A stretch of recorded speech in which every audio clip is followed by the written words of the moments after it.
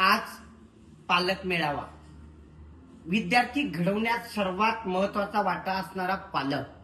प्रत्येक आईवडिलाला एकच स्वप्न दिसतं की माझा मुलगा माझी मुलगी माझ्यापेक्षा काहीतरी मोठं करेल, वेगळं करून आपलं नाव कमवेल आणि आपली समाजातील प्रतिष्ठा वाढवेल, यासाठी सतत धडपडणारे पालक.